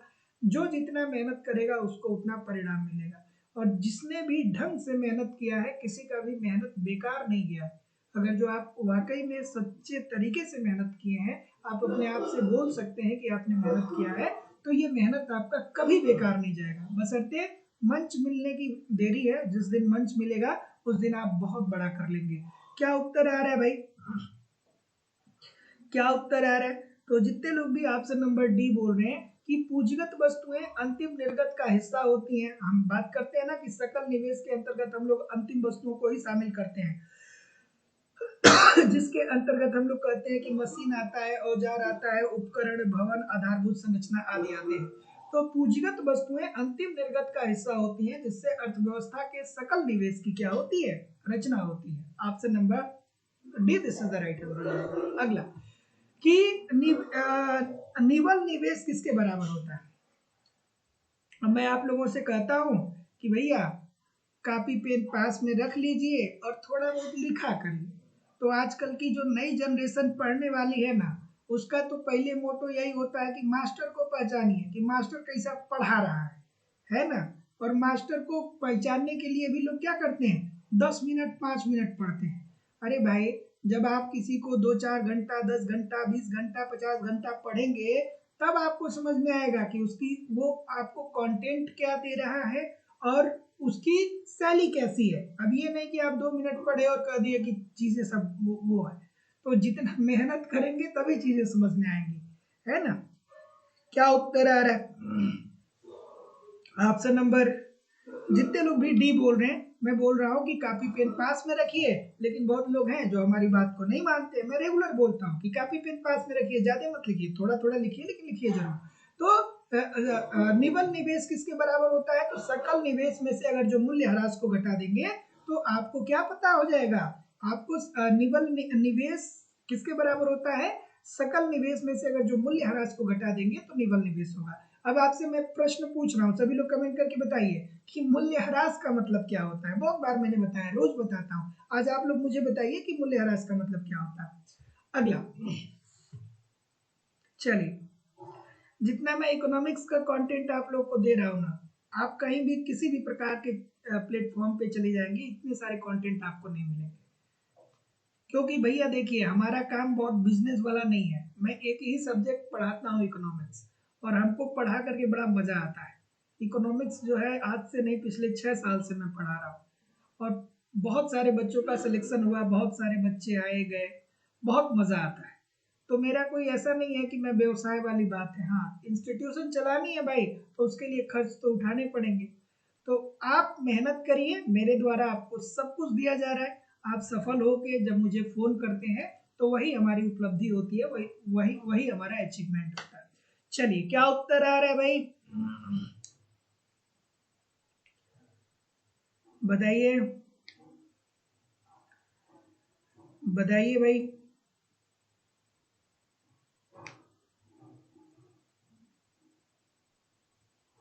हाँ, ऑप्शन नंबर डी। तो आय की प्राप्ति के संदर्भ में कौन सा कथन गलत होता है? तो देखिए, इजी सी बात है। जब जब आप ऋण प्राप्त करते हैं, जब आप उधार लेते हैं, तो आप इसे आय नहीं कहेंगे। ऐसा थोड़ी है कि आप ये कहेंगे कि भैया हम उनसे 50,000 रुपया ऋण लिए हैं तो हमारी आय है। अगर जो आप किसी से उधार ले रहे हैं तो उधार आपकी इनकम थोड़ी होगी। आय तो तब होगी जब आप कोई काम किए हो, इनकम तो तब होगी जब आप कोई वस्तु या सेवा बेचे हो। अगर जो आप किसी से ऋण ले रहे हैं तो ये आपकी आय थोड़ी है, इसको तो एक दिन वापस करना है। तो आय की प्राप्ति के संदर्भ में कौन सा कथन गलत है? तो आय की प्राप्ति पूंजीधारक ऋण के रूप में करता है, ये बात बिल्कुल गलत हो जाएगी। Option number D. अगला, निम्नलिखित में से निम्नलिखित में किनके द्वारा फर्म के लिए अदायगी का सृजन होता है? अच्छा सा प्रश्न।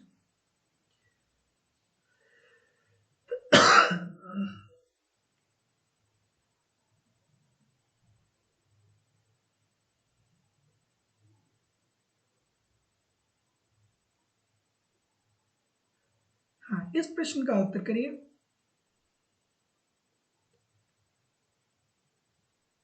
ठीक है, कि निम्नलिखित निम्न में किसके द्वारा फर्म के लिए अदायगी का सृजन होता है? फर्म के लिए अदायगी का सृजन होता है। अब बताइए, ये इकोनॉमिक्स की एक भाषा है, इस भाषा को समझे। इस भाषा को समझे कि नहीं समझे भाई? ऑप्शन नंबर सी सब बोल रहे हैं, सब सी बोल रहे हैं। तो जितने भी सी बोलेंगे क्या ठीक बोलेंगे? जितने भी सी बोल रहे हैं क्या ठीक बोल रहे हैं? तो देखिए भैया, एक फर्म की अदायगी मतलब एक जो फर्म है वो व्यय कब करेगा, वो उत्पादन पर व्यय कब करेगा, वो जब बस वो उत्पादन पर व्यय कब करेगा, तो उत्पादन पे व्यय तभी न करेगा जब लोग वस्तु की मांग करेंगे। जब वस्तु की मांग करेंगे तो एक फर्म अर्थात एक उत्पादक वस्तु के उत्पादन पे व्यय करेगा, वो श्रम को जुटाएगा, वो तकनीकी को जुटाएगा, वो भूमि को जुटाएगा। बिल्कुल ठीक है। तो लोग जब वस्तु की मांग करेंगे या लोग जब सेवा की मांग करेंगे, वस्तु और सेवा दोनों चीजों को आप बेच सकते हैं। वस्तु का मतलब ये होता है कि कोई प्रोडक्ट हो जिसे आप बेचें, और सेवा का मतलब ये होता है कि जो आपके मस्तिष्क और मन का ज्ञान है उसको आप बेचें। उस आप किसी भी सेक्टर में आप बेच सकते हैं, तो बात ये भी ठीक है। और लोगों द्वारा वस्तुओं और सेवाओं की मांग में कमी से, तो अगर जो कोई मांग में कमी होगा तो उत्पादक उत्पादन कम करेगा ना, बढ़ाएगा थोड़ी, तो ये बात तो गलत हो जाएगी। तो जितने लोग भी सी बोल रहे हैं कि पहला दूसरा ठीक है, सभी लोग का उत्तर सही है। अगला, वस्तुओं और सेवाओं के उत्पादन में प्रयुक्त साधनों के मौलिक योगदान के संदर्भ में विचार कीजिए तथा सही उत्तर का चयन करिए। कर लीजिए भैया, करिए सही उत्तर का चयन। कि वस्तुओं एवं सेवाओं के उत्पादन में प्रयुक्त साधनों के मौलिक योगदान के संदर्भ में विचार करिए तथा सही उत्तर का चयन करिए। अर्थात जब वस्तु और सेवा का उत्पादन होता है तो उसके संदर्भ में किन किन चीजों का हम लोग प्रयोग करते हैं, ठीक है, बताइए। तो जब किसी वस्तु का उत्पादन होता है, जैसे मान लीजिए पेन है, तो पेन का उत्पादन होगा तो उसमें मानवीय श्रम का योगदान लगेगा ना। पेन अगर जो उत्पादित हो रहा है तो भैया कोई ना कोई एक श्रमिक तो होगा ही ना, जो क्या करेगा कि वस्तु को इधर उधर करेगा। या अगर जो कोई फर्म है, किसी वस्तु साबुन का उत्पादन हो रहा है, ठीक है, या मान लीजिए कि खिलौने का उत्पादन हो रहा है, तो उसमें श्रमिक का तो रोल होता ही है ना, क्योंकि उत्पादन के साथ 4 साधनों में से श्रमिक जो होता है उसमें एक प्रमुख होता है। उद्यमी का योगदान, तो बात तो ये भी ठीक है भाई, उद्यमी का योगदान, पूंजीपति जब अपना योगदान देगा तभी तो उत्पादन होगा। और पूंजी का योगदान बिल्कुल ठीक है, क्योंकि पूंजी रहेगा तभी तो आप उत्पादन कर पाएंगे। तो जितने लोग भी ए बोल रहे हैं सभी लोग का उत्तर ठीक है। तो अगर जो आप किसी वस्तु या सेवा का उत्पादन करना चाहते हैं तो उसके लिए आपके पास श्रम भी होना चाहिए, आपके पास उद्यम भी होना चाहिए और पूंजी भी होना चाहिए। वही प्रश्न है, देखिए ये प्रश्न बहुत आसान है। अब इकोनॉमिक्स में एक लाइन में आप पढ़ते हैं कि उत्पादन के 4 साधन होते हैं, श्रम होता है, पूंजी होता है, तकनीकी होता है, ठीक है, और उद्यमी होता है। यही तो आप पढ़ते हैं ना कि उत्पादन के 4 साधन होते हैं, श्रम होता है, पूंजीपति अर्थात उद्यमी होता है, पूंजी होता है और तकनीकी होता है। उसी से ये प्रश्न पूछ दिया है। बस यही तो ये पूछ रहा है ना कि वस्तु एवं सेवा का उत्पादन, अर्थात जब आप किसी वस्तु का उत्पादन करने जा रहे हैं तो क्या क्या चाहिए। तो इसमें श्रम है, इसमें उद्यमी है और इसमें पूंजी है कि नहीं है। एक चीज और चाहिए होता है, टेक्नोलॉजी। तो टेक्नोलॉजी नहीं दिया है, तो option number A this is the right answer हो जाएगा। तो देखिए ये प्रश्न देखने में बड़ा खतरनाक लग रहा है, लेकिन ये प्रश्न खतरनाक नहीं है, ये प्रश्न बहुत आसान है। क्योंकि जब आप इकोनॉमिक्स पढ़ते हैं और जब मैं आप लोगों को एप्लीकेशन पे पढ़ाता हूँ तो आप सबसे पहले यही बताता हूँ कि उत्पादन के साधन कौन कौन से हैं। और अगर जो आप ये जानते हैं कि उत्पादन के साधन कौन कौन से हैं तो बड़े आराम से आप इस प्रश्न को कर सकते थे। अगला प्रश्न आपके सामने ये रहा कि जब आय को फर्म द्वारा उत्पादित वस्तुओं एवं सेवाओं पर व्यय किया जाता है तो ये फर्म को प्राप्त है। क्या उत्तर आ रहा है? ऑप्शन नंबर, तो देखिए अब ये भी बहुत आसान है। अगर इकोनॉमिक्स की थियरी आपने पढ़ा है, कॉन्सेप्ट पढ़ा है, तो बहुत आसान है। तो जब वस्तु का उत्पादन होता है, जब वस्तु और सेवा का उत्पादन होता है तो उस पे जो व्यय होता है वो फर्म का क्या होगा, समस्त व्यय होगा ना। जैसे फर्म अगर जो भूमि खरीदी है तो उस पे किराया दे रही है, या भूमि को खरीदा है तो उस पे भी व्यय हो रहा है, तकनीकी खरीदा है तकनीकी पे व्यय हो रहा है, या श्रमिक रखा है तो श्रमिकों को रोजगार और श्रमिकों को वो मजदूरी दे रहा है। तो जितने लोग भी सी बोल रहे हैं ठीक बोल रहे हैं। सो इजी सी बात है, ध्यान रखिएगा कि जब आय को फर्म द्वारा उत्पादित वस्तुओं एवं सेवाओं पर व्यय किया जाता है तो यह फर्म को प्राप्त होता है समस्त व्यय के रूप में। Option number C this is the right answer हो जाएगा। अगला प्रश्न मोस्ट इंपॉर्टेंट प्रश्न है, बहुत बार अलग अलग परीक्षाओं में पूछा गया, थोड़ा आराम से इस प्रश्न को धैर्य बना करके करिएगा।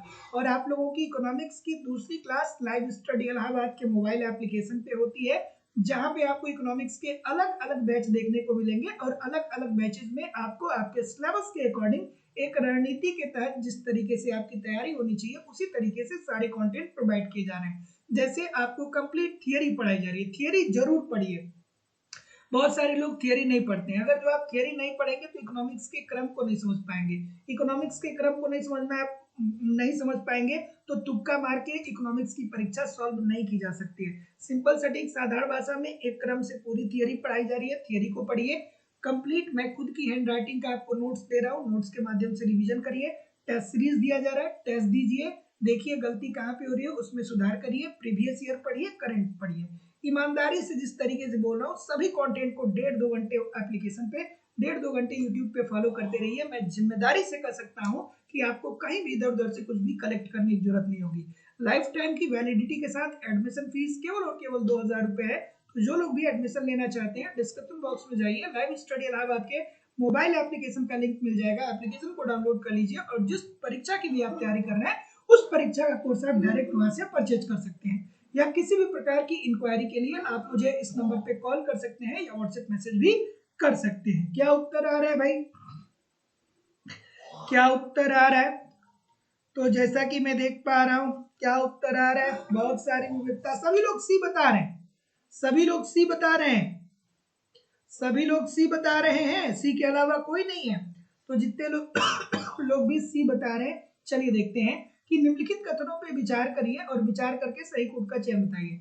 तो राजस्व प्राप्तियों को 2 भागों में बांटा जाता है, ठीक है। सरकार जो राजस्व प्राप्त करती है उसे 2 भागों में बांटा जाता है। पहला कर राजस्व, जिसके अंतर्गत सरकार कर वसूल करती है अर्थात टैक्स वसूल करती है, और दूसरा गैर कर राजस्व। अब हम आपसे पूछे कि गैर कर राजस्व का उदाहरण आप बताइए, आप सभी लोग कमेंट करके बताइए, 1-2 मैं आपको बता दे रहा हूँ, बाकी आप बताइएगा। तो सरकार को एक तो कर के माध्यम से आय मिलता है और दूसरा जो सरकार को आय मिलता है वो गैर कर माध्यम से मिलता है। जैसे मान लीजिए आप सरकारी स्कूल में पढ़े होंगे तो आप फीस जमा किए होंगे, तो फीस क्या होता है, फीस भी तो ये सरकार के पास ही जाती है, लेकिन ये कर के रूप में नहीं जा रही है, ठीक है।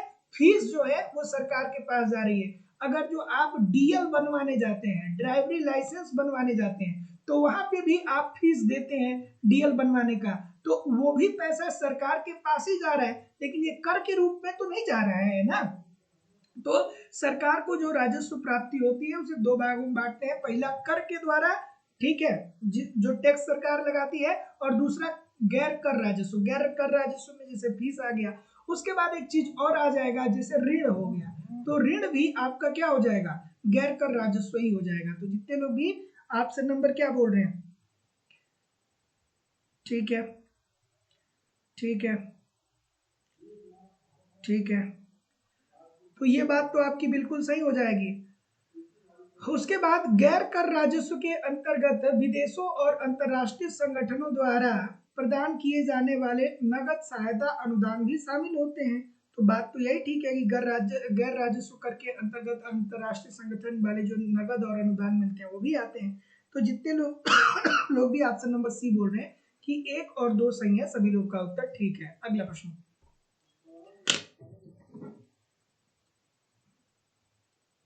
इस प्रश्न का उत्तर करिए।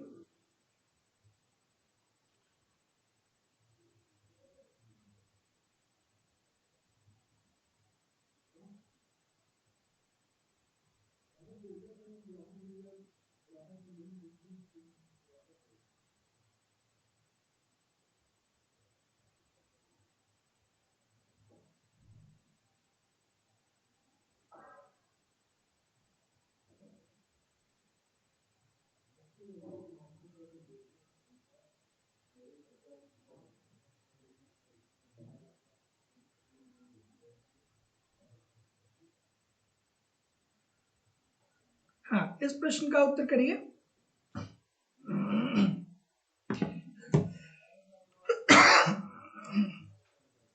ब्याज अदायगी गैर योजनागत राजस्व व्यय का सबसे बड़ा उदाहरण है, तो सबसे बड़ा घटक है। तो बात तो ये 100% ठीक है भाई, कि जो हमारी सरकार का कुल व्यय होता है ना, उसमें सबसे ज्यादा व्यय होता है कि भैया हम क्या करते हैं, हम लोग ब्याज अदा कर देते हैं, क्योंकि हम लोग ऋण भी तो लेते हैं 5,000 करोड़, 10,000 करोड़, 20,000 करोड़, उस पे 1-2% भी ब्याज लगता है, तो ऋण जो है वो आपको ब्याज मतलब ज्यादा देना पड़ता है। ये बात तो ठीक है कि ब्याज अदायगी गैर योजनागत राजस्व व्यय का सबसे बड़ा घटक है, विदाउट अ क्वेश्चन ये बात सही हो जाएगी।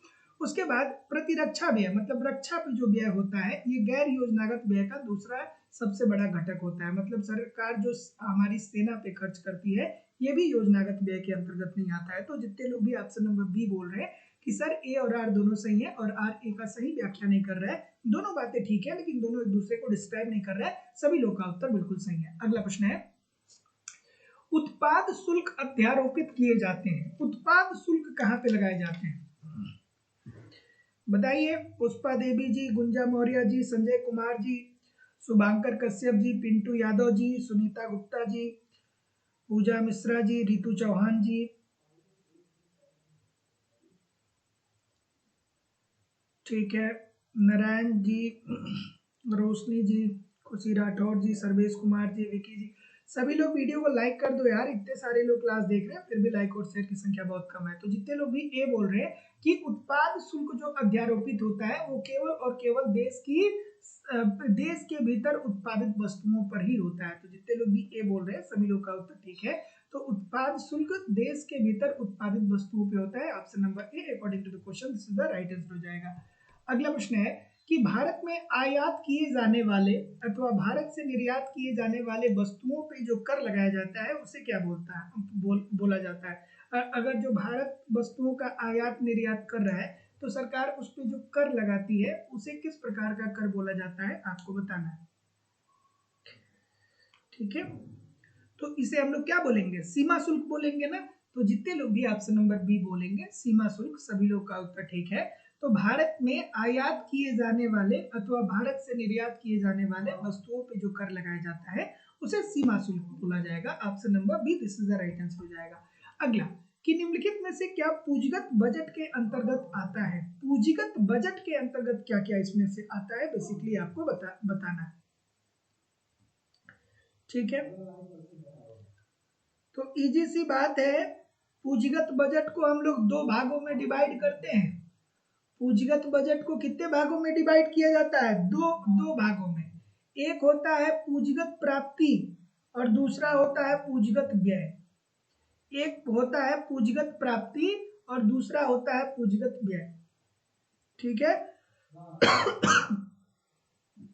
पूंजीगत बजट को दो भागों में बांटते हैं, एक पूंजीगत प्राप्ति होती है, दूसरा पूंजीगत व्यय होते हैं। तो जितने लोग भी ऑप्शन नंबर सी बोल रहे हैं, सभी लोग का उत्तर ठीक हो जाएगा, पहला दूसरा दोनों सही है।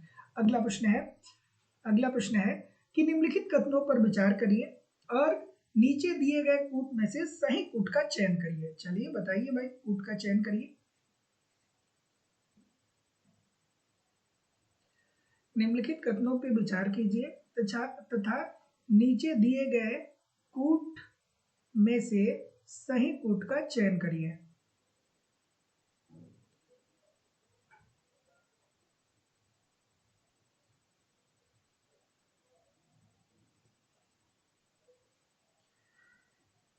ठीक है, तो जितने लोग भी ऑप्शन नंबर क्या बोल रहे हैं, ए बोल रहे हैं,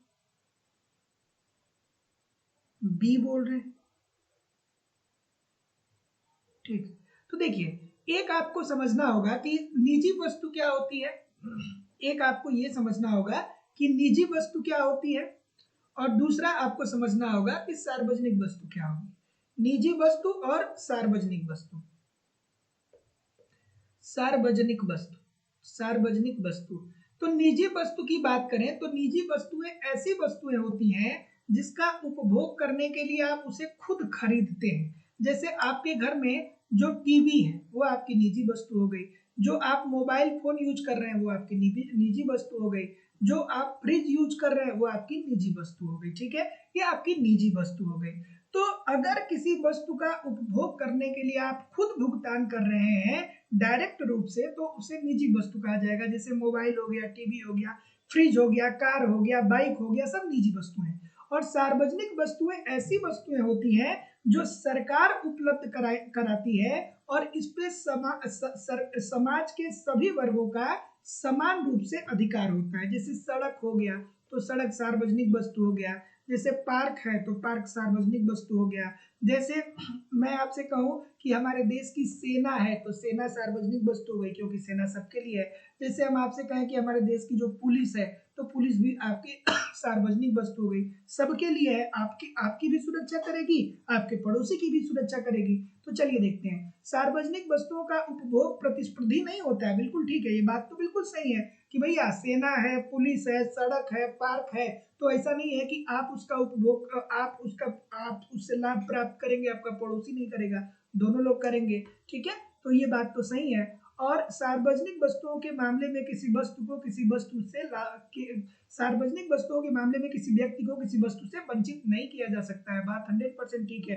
अगर जो सड़क का इस्तेमाल आप कर रहे हैं तो आपका पड़ोसी भी करेगा। सो ऑप्शन नंबर सी, जितने लोग भी बोल रहे हैं ठीक बोल रहे हैं।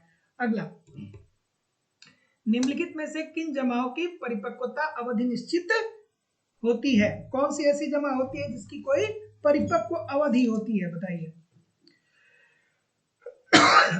कौन सी ऐसी जमा होती है जिसकी कोई परिपक्व अवधि होती है? तो ये बहुत बार बताया हूं, सावधि जमा होता है। सावधि जमा की क्या होती है? कोई परिपक्व अवधि होती है, उस अवधि के बाद ही आप क्या कर सकते हैं, उसका भुगतान कर सकते हैं। बहुत बार बताया हूं, ऑप्शन नंबर सी।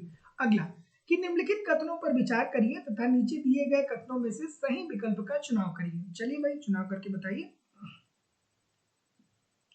निम्नलिखित कथनों पर विचार करिए और विचार करके सही विकल्प का चयन करिए।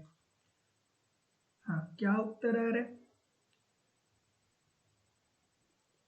सो देखिए, भारत में करेंसी नोट का निर्गमन भारतीय रिजर्व बैंक के द्वारा किया जाता है। बिल्कुल ठीक है, आरबीआई को एकाधिकार प्राप्त है करेंसी नोट पे। करेंसी नोट एवं सिक्के को क्या कहते हैं? वैधानिक मुद्रा भी कहते हैं। क्यों कहते हैं? क्योंकि ये सरकार के आदेश पे चलाया जाता है। तो नोट और सिक्के को वैधानिक मुद्रा कहा जाता है। और बात ये भी सही है कि करेंसी नोट को निर्गमित करने का एकाधिकार हमारे देश के केंद्रीय बैंक के पास है। So option number C, this is the right answer हो जाएगा। अगला, वैधानिक पत्र मुद्रा कहा जाता है। वैधानिक पत्र मुद्रा किसे कहते हैं? तो वैधानिक पत्र मुद्रा का मतलब ये होता है ऐसी मुद्रा जो सरकार के आदेश के द्वारा चलाई जा रही है। और जब आप 10 रुपए का नोट देखेंगे, 50 रुपए का नोट देखेंगे, 200 रुपए का नोट देखेंगे, 500 रुपए का नोट देखेंगे, तो उस पर लिखा होता है कि मैं धारक को 10 रुपए देने का मैं धारक को 10 रुपए अदा करने का वचन देता हूँ, मैं धारक को 50 रुपए अदा करने का वचन देता हूँ, ऐसा लिखा रहता है ना। इसका मतलब कि सरकार आपको ये स्वीकृति दे रही है कि अगर जो आपके पास 500 रुपए की नोट है तो उसके वैल्यू के मुताबिक आप कोई भी वस्तु 500 रुपए नोट दे करके और उसके वैल्यू के मुताबिक कोई भी वस्तु या सेवा को आप खरीद सकते हैं। सो ऑप्शन नंबर जितने लोग भी ए बोल रहे हैं कि वैधानिक पत्र या वैधानिक मुद्रा ऐसी मुद्रा होती है जो सरकार के आदेशों के आधार पर चलाई जाती है। और कागजी मुद्रा क्या होगी? वैधानिक मुद्रा होगी, क्योंकि कागजी मुद्रा सरकार के आदेश के आधार पर ही चलाई जाती है। So option number A, this is the right answer हो जाएगा। कहीं भी जाइएगा नहीं, कमेंट करके जरूर बताइए कि कितने प्रतिशत प्रश्न आपके सही हुए। और आप लोगों की इकोनॉमिक्स की जो दूसरी क्लास है वो लाइव स्टडी इलाहाबाद के मोबाइल एप्लीकेशन पे होती है, जहां पे आपको इकोनॉमिक्स के अलग अलग बैच देखने को मिलेंगे। और अलग अलग बैचेज में आपको आपके सिलेबस के अकॉर्डिंग एक रणनीति के तहत इकोनॉमिक्स के कंप्लीट कंटेंट दिए जा रहे हैं, ताकि कम समय में बेहतर ढंग से आप इकोनॉमिक्स को सीख पाए, समझ पाए और सफलता को सुनिश्चित कर पाए। जैसे कि आपको आपके सिलेबस के अनुसार कंप्लीट इकोनॉमिक्स की थियरी पढ़ाई जा रही है। हिंदी माध्यम में ही क्लास आपकी होती है। सिंपल सटीक साधारण भाषा में कंप्लीट आपको थियरी पढ़ाई जा रही है। इसकी लाइव क्लास होती है। लाइव क्लास में नहीं जुड़ते हैं तो बाद में आपको रिकॉर्डेड क्लास भी मिल जाएगा, तो आप अपने समय के अनुसार कभी भी क्लास को देख सकते हैं। साथ ही साथ यहाँ पे आपको इकोनॉमिक्स का कंप्लीट नोट्स भी मैं प्रोवाइड करा रहा हूँ। मैं अपनी खुद की हैंडराइटिंग का नोट्स आपको दे रहा हूँ, ताकि आप एक तरफ थियरी का पढ़ते रहिए, दूसरी तरफ नोट्स के माध्यम से रिविजन करते रहिए। आपको यहाँ पे टेस्ट सीरीज भी दिया जा रहा है। टेस्ट दीजिए, देखिए गलती कहाँ पे हो रही है, गलती क्यों हो रही है, उसमें सुधार करिए, फिर अगला टेस्ट दीजिए, जिससे आपकी एक्यूरेसी बेहतर हो पाए। प्रीवियस ईयर के क्वेश्चन पेपर भी आपको दिए जा रहे हैं, डायरेक्टली इनडायरेक्टली बहुत सारे प्रश्न प्रीवियस ईयर से पूछे जाते हैं। और करंट की भी क्लासेस आपको यहाँ पे देखने को मिलती है। मतलब सब कुछ प्रोवाइड कराना हमारी जिम्मेदारी है। बस आप ईमानदारी से इन सभी कंटेंट को एप्लीकेशन पे फॉलो करते रहिए, यूट्यूब पे प्रैक्टिस करते रहिए, कहीं भी इधर उधर से कुछ भी कलेक्ट करने की जरूरत नहीं होगी।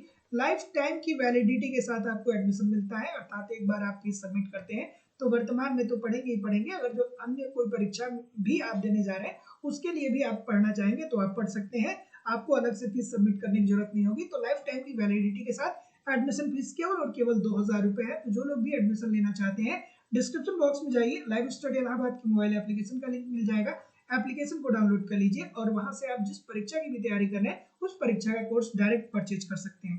या किसी भी प्रकार की इंक्वायरी के लिए आप मुझे इस नंबर पे कॉल कर सकते हैं या व्हाट्सएप मैसेज कर सकते हैं, या अगर जो आप एप्लीकेशन डाउनलोड कर रहे हैं कोई भी आपको समस्या आ रही है तो इस नंबर पे कॉल या मैसेज कर सकते हैं।